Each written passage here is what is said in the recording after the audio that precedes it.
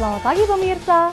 Sabtu pagi, saatnya saya, Kristi Kolondam, kembali hadir memanaskan pagi Anda dengan isu terpanas seputar dunia selebriti dalam Hot Issue Pagi.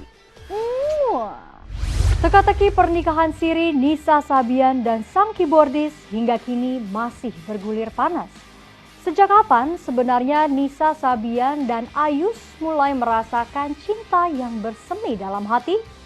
Sementara itu, kasus narkoba yang menjerat Jennifer Jill disebut-sebut membuat pernikahannya dengan Ajun Perwira di ujung tanduk. Seperti apa kisah lengkapnya? Pemirsa, langsung saja yuk kita simak kabar hot yang pertama. Dulu kau pernah bermimpi temuinya di tanah suci. Kini kau kan pergi tunaikan panggilan ilahi.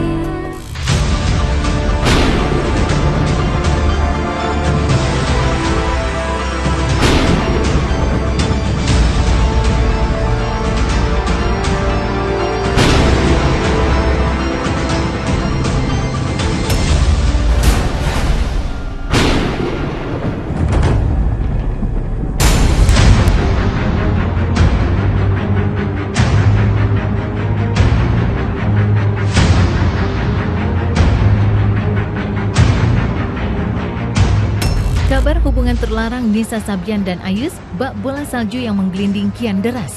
Berbagai spekulasi liar dan panas terdengar kencang di berbagai media pemberitaan. Fakta-fakta kehidupan Nisa yang selama ini tersembunyi pun perlahan mulai terkuak. Salah satu yang paling mengejutkan adalah beredar isu Nisa dan Ayus sudah menikah siri sejak 2 tahun silam.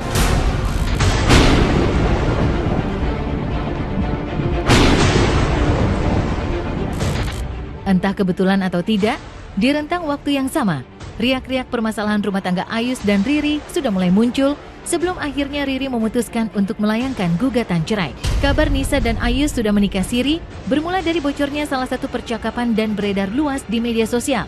Hal itu pula lah yang disinyalir membuat grup Sabian pecah dan ditinggalkan sejumlah personilnya.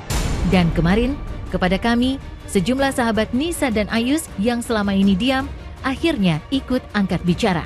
Begitu juga dengan adik Ayus yang akhirnya buka suara meski menahan malu karena aib sang kakak. Lalu benarkah Ayus pernah mengakui hubungan asmaranya dengan Nisa di hadapan keluarga? Udah tahu semua sih. Tapi kalau pengakuan dari Ayus sendiri, saya nggak pernah nggak pernah nanya-nanya. Sama aja nggak berani. Kecewa sih kecewa. Kasihan sama orang tua juga. ponakan juga ya. Iya, apalagi sama anaknya masih pada kecil. Kaget pertama. Kedua kesel sih. Kok bisa? Apalagi rumor beredar dari 2 tahun yang lalu. Berarti 2 tahun yang lalu masih ada saya dong di situ.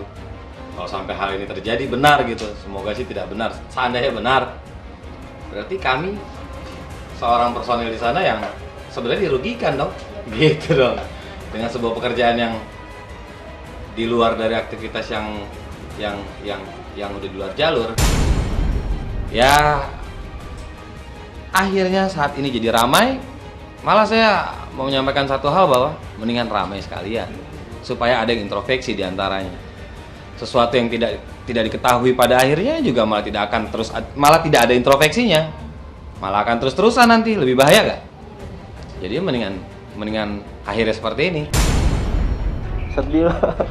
Udah lama banget. Pacaran juga udah lama. Dari masih susah. Ya kesian juga sih kayak Riri. Kurang dari 1 bulan saya chattingan WhatsAppan sama Ayus. Sama Ayus ngobrol gitu. Ya sapa-sapa gitu, apa kabar, sehat gitu. Sebelum rumor beredar gitu. Pergolakan batin enggak sih. Sampai sekarang masih tetap bersahabat. Masih. Hanya tinggal jalur bisnisnya aja yang hilang. Jalur bekerjanya nggak sama gitu. Masing-masing punya visi misi juga di luar yang berbeda.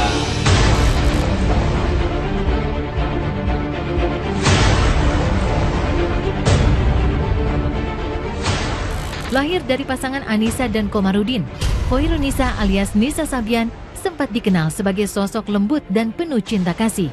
Ia adalah salah satu kebanggaan bagi keluarga, terutama ayah dan ibu tercinta. Lewat suaranya yang lembut dan gaya bicaranya yang polos dan manja, sukses membuat Nisa menjadi buah bibir bagi semua orang. Ia juga sosok pekerja keras dalam berbagai hal, termasuk soal karirnya di dunia musik tanah air. Musa, oh Musa, nama kucing Rasulullah selalu mengeong saat adzan terdengar.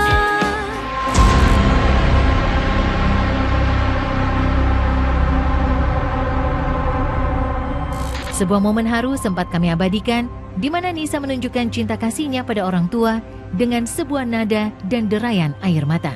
Sayang, karena nila setitik, rusak susu sebelanga. Semua citra dan cita yang telah Nisa bangun, kini mulai runtuh. Wajahnya tercoreng aib memalukan, sebagai orang ketiga dalam rumah tangga sahabatnya. Terima kasih untuk supportnya. Terima kasih.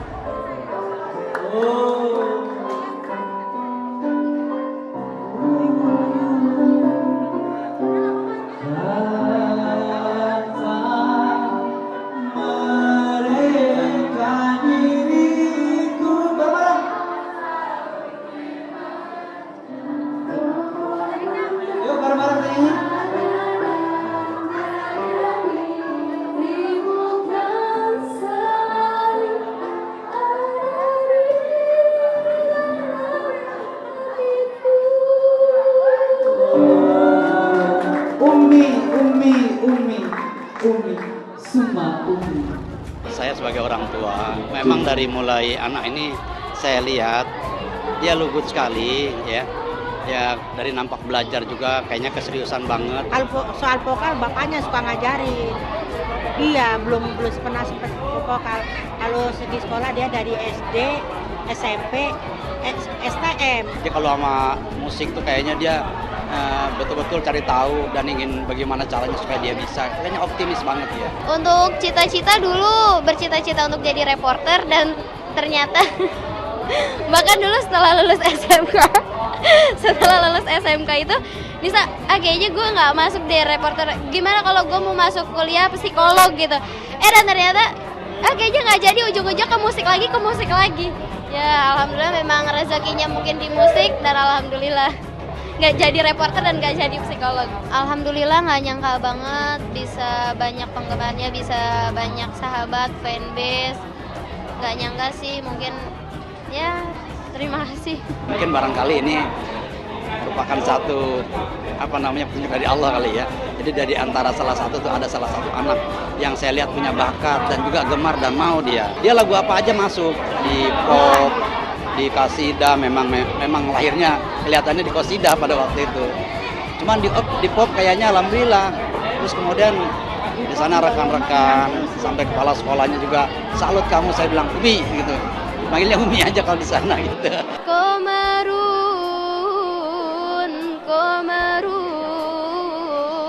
Komarun sidnan nabi komarun